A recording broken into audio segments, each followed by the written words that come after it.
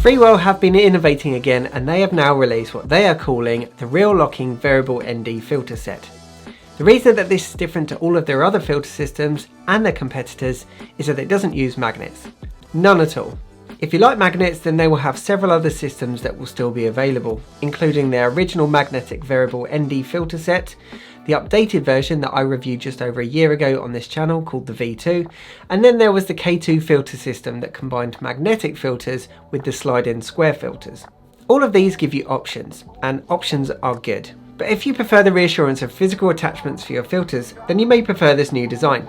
The grip on this system is so strong that I managed to dangle a lens and a camera from it, although obviously I don't recommend you trying it for yourself. For complete transparency, Freewell have sent me these filters. I do get to keep them, but they are not sponsoring this video and they will not get to see it before it's published. That said, I have been using Freewell filters since I first reviewed their magnetic filters on my channel just over 4 years ago, and I've reviewed many of their filters since, including for mirrorless cameras, the DJI Pocket 3, and even my tiny drone, the DJI Neo. Freewell make filters for absolutely everything. Back to this new filter system, which is pretty straightforward to use. You simply screw on the base ring, use the filter thread size to match your lens. Here I am using a 72mm thread, which fits on my Sony 20-70mm lens. From there you firmly squeeze 2 buttons on the side, bring the filter close to the base ring, give it a wiggle to make sure that the teeth have engaged, and then you're good to go. You can add filters to the front of that using exactly the same method. For example, an ND32 for when lighting conditions are brighter. Filters can also be used independently, therefore if you wish to just use a mist filter on its own, then you can just attach that straight to the base ring, as does the ND32. This filter set is aimed at photographers and videographers, and it will do everything that you need it to with the exception of grad filters. For that, you're going to need to use the K2 filter system. Back to this new system, for video and stills, it includes an integrated polarizing filter, which you can control by pinching 2 locks on each side and then rotating it around the lens for your desired effect.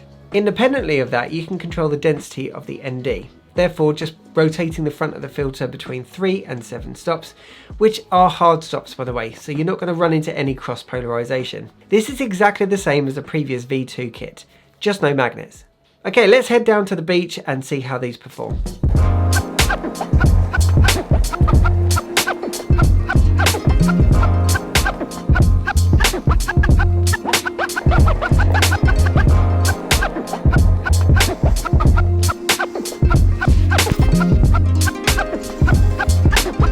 Now of course optical performance is very important, and even though I've tested a load of Freewell filters and optically they've always been excellent, we've got a job to do here, so we're going to test them properly. Right, so we've got a quick video test at the moment. I'm shooting with the 3 to 7 stop filter. The sun has yet to peek through the clouds. You can see it's quite a moody sky this morning actually, and this is set to 3 stops. If you're interested, I'm shooting at f4 and this is at 1/50th of a second. So I need to do a test of this. This is a 1/4 snow mist, so 1/4 is the strength of it. This is going to give you a diffusion of sorts. You'll be able to judge for yourself, but essentially if you're shooting really high resolutions like 4K upwards, sometimes everything can look a bit too sharp and digital. There are some white markings on the side here, so as I squeeze this and put this on, I line it up with that and then that is on. Yeah, that's secure. So a quick before and after, that's without the filter, and this is with the 1/4 snow mist. Without, with, which do you prefer? Now some of you will be interested to see how wide a lens you can use this filter system on. So the good news is I'm currently shooting with my 16 to 28. I'm at 28, so if I zoom all the way out to 16mm, I'm shooting with a Sony, so I've disabled image stabilisation on the video, so there's no cropping in of that. And I've got some bright sky right in the far corners. So there you go, this is what it looks like at 16mm, and Freewell did quote that you can shoot up to 16mm with 1 filter. So let's go ahead and put this on. We're gonna have to change all of our settings. I've had to push my ISO up to 12,800 to accommodate all of these filters. Right, I've just looked on the back of the camera, and although I can see some vignetting, and that may be a consequence of shooting with a polarizing filter at 16mm, because looking at the screen it looks like this side of the frame is quite dark. But the whole point of making it a really slim filter set is because you can stack them and you can still shoot on a wide angle lens. I believe that Freewell's literature says don't shoot wider than 17mm if you stack two of these filters. What you're seeing here, this is at 16mm. Stabilisation is all switched off. This is as raw and as wide as it gets. And one of the other things that I like about this system, which comes in the case, is you've got these caps which use the same spring mechanism, and it's also got a backing cap. Come on, there we go. You can see here that they've repurposed that backing cap, which feels metal, as a white card. But what I like most about having a front and a back cap, if I stick that on there like that, I can now put this in my back pocket. Sometimes you might go from the inside of a building and you want to take your filters off, and then you want to quickly put them back on again. So not putting them away in your bag and not risking filters being scratched up in your pockets and everything is an absolute time saver. So I really like that. Okay, looking at the back of the camera, it looks like these filters have done an excellent job, but let's go back to the office and we'll look at them on the bigger screen and do a bit of pixel peeping.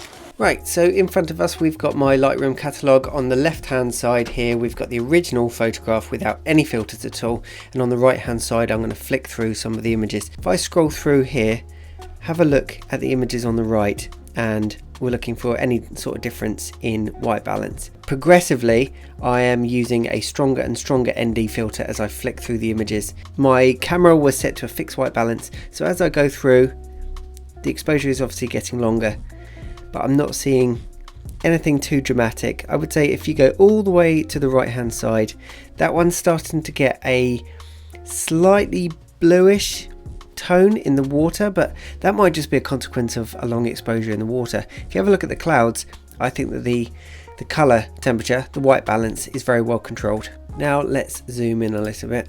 So on the left hand side you've got the original without any filters attached, and then on the right hand side that is with the 3 to 7 stop filter at 3 stops. This is no filters at all, and then this is 2 of the filters stacked, and that is pretty clear. I can't see any optical degradation because I'm using the filters there. And the final comparison is no filter on the left and then maximum filtration on the right hand side. The right hand side is 10 stops of filtration. This is what Freewell are comfortable with describing the filter as. So this is 2 filters stacked on top of each other. Overall, I think that these filters are performing very well indeed. This filter system will officially be launched on September the 3rd, 2025, and the day kit, which includes the polarizers and the ND filter, will retail for $250. There are other kits and combinations available. I'll put a link in the description of this video. So I'm interested in finding out what's quicker. Is it the magnetic system or is it the new system? Now I would say that their new locking system takes a little bit of getting used to, but once you've sussed it, once you've got that kind of muscle memory in place, it's actually very, very quick. Let me show you. Once you practice and you get used to aiming for your lens, I'd say it is pretty quick.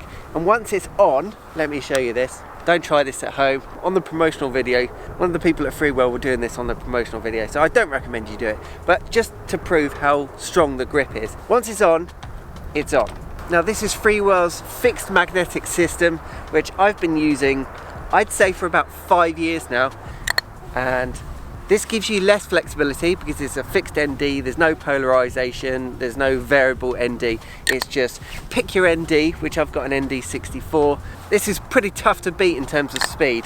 This is the V2, which came out a year ago. I reviewed this on my channel, and again, it relies upon magnets. None of these Freewell magnetic filters have ever fallen off my camera, but choice is good, options are good. So if you don't want magnetic filters, the V2 filter system had these tightening knobs on the side just for that reason.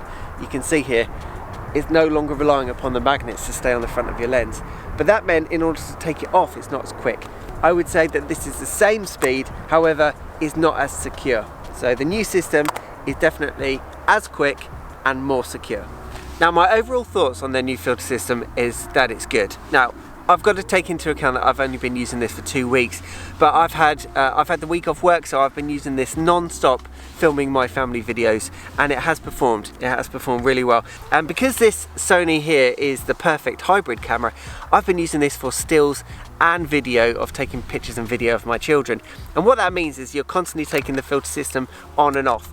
If you're making video, you've got the filter system on, and then my kids will say, oh, take a picture, so you've got to take this off.